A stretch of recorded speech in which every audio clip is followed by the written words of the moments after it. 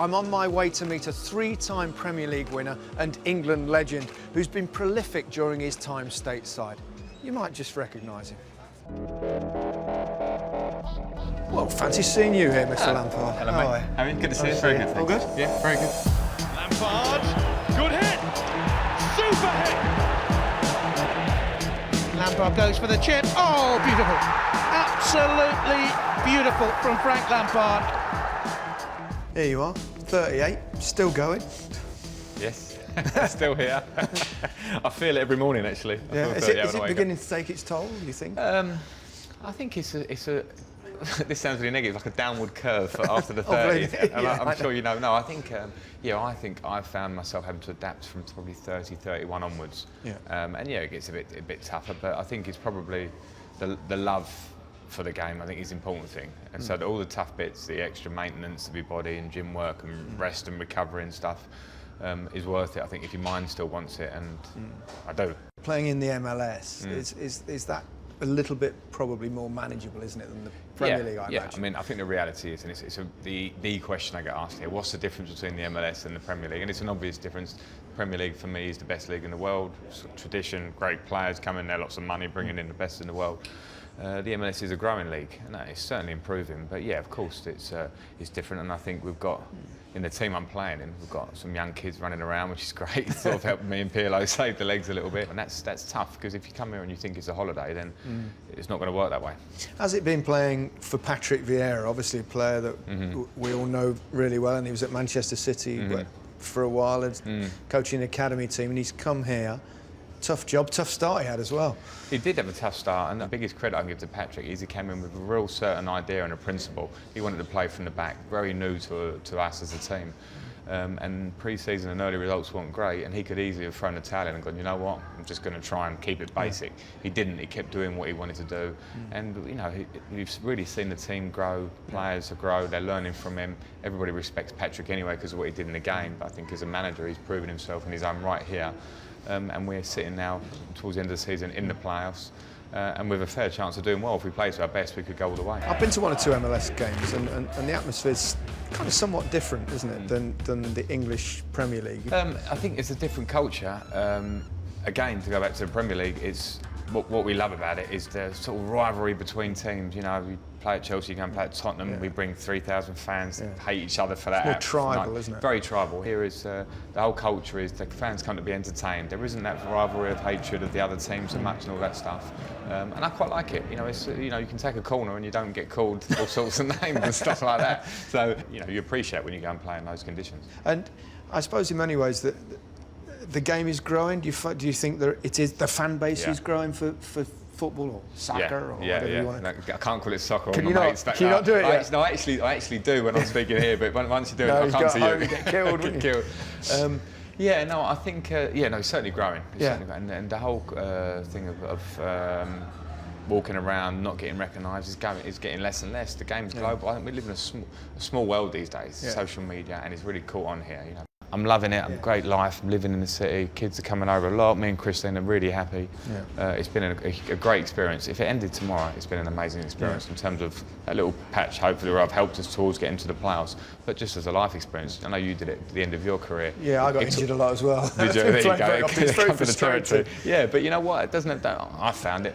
It's probably more for you, I'm guessing, because you went to a really foreign place. Here, it's almost like you're at home with the language, etc. But it definitely broadens your horizon. I definitely feel a bit more wiser for coming and actually living in a different country and working. Do you wish, perhaps, now you've experienced living in a different country, perhaps you would have enjoyed a spell somewhere in Spain or Italy when you were younger? Yes and no. The yes is because I would love to have challenged myself. I'd love to have tried to learn a language. I had a bit of interest from really top clubs in Europe, so I think I could have done it in a good way and tested myself. But then I flip it and go, well, what would that have meant? Leaving Chelsea, not being able to be part of an era and a team that eventually won the Champions League and the Europa Cup and titles? No. So the answer is no, basically, because the grass isn't always greener. I had a great career in England, and those memories are my career. They're always with me now. How's the Premier League perceived here now? Because we know it's on NBC. There's a lot of games on, and a lot of people watching it. The viewing figures are growing. Is it popular here? It's massive. Is it? Massive. Yeah. I watch every game. I mean, you wake up on a Saturday with the time differences. There's a game on at 8, the early kick-off on Saturday.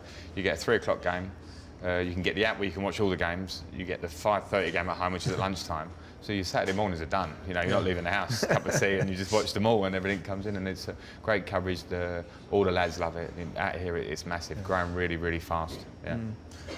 And yourself, you keep a close eye, clearly, still on the Premier League. What are you thinking of this season? Fascinating. I'm loving it. I'm loving watching it.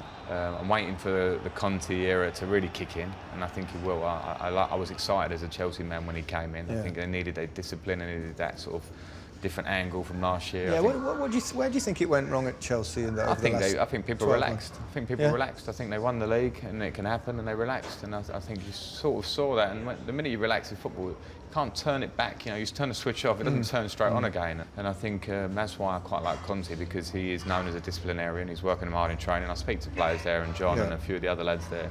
And he's working them hard, he's trying to organise them on the pitch, and I've seen good signs. I think they'll be there or thereabouts, but I'm not sure they'll win it this year, but to get back in the Champions League will probably be seen as a positive if they get in the top 4. Jose Mourinho, your boss at Manchester United, has he still got it? Yeah, he's still got it, of course he has. I think he's still got it, and you know, again, I think he's trying to find the best team. I think improvement here will be to get in the top 4. I'm not sure they can win it with what they've got. Even though Mourinho is a great manager, I think there's something not quite there yet. Who do you fancy to win the Premier League this season?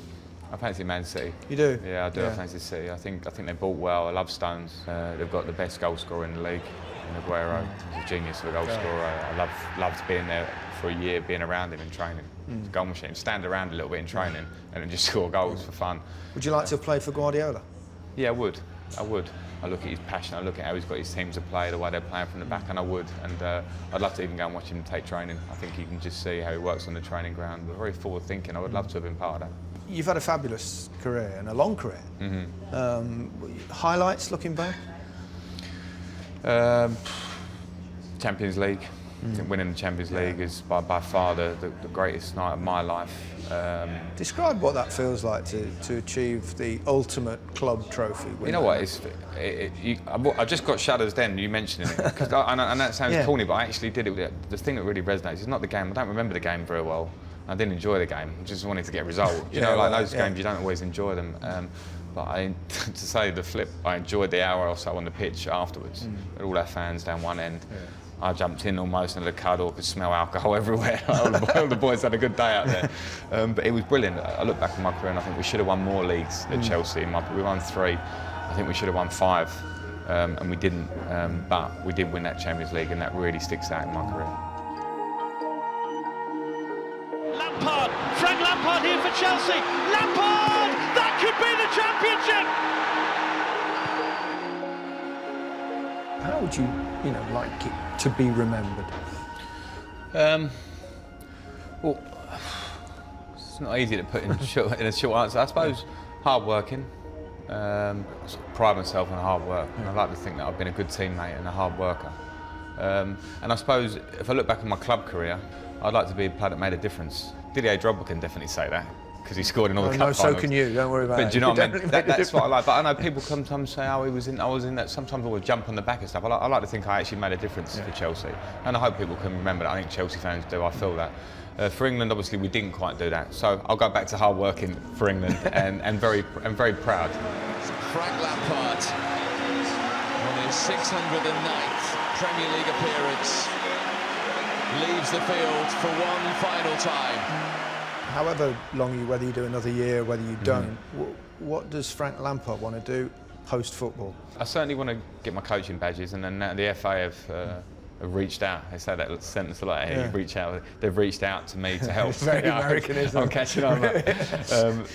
No, they've reached out to help me. Not say help me, but to sit down and really plan how they can help. Because I said it recently. Some people dig you out for it, but I do think the FA have to help players. To encourage them into coaching. Encourage them into it. The good thinkers, Encourage it. And you know what? Otherwise, the TV role's a great role. The media role is there, and people. If you lose them to that too early, maybe you lose them completely. At least give players the option. At the moment, I've got a lot of interest in coaching, and I'd like to test myself at that level. But I'm not making any declarations here, but if I get my badges, I'll possibly do that.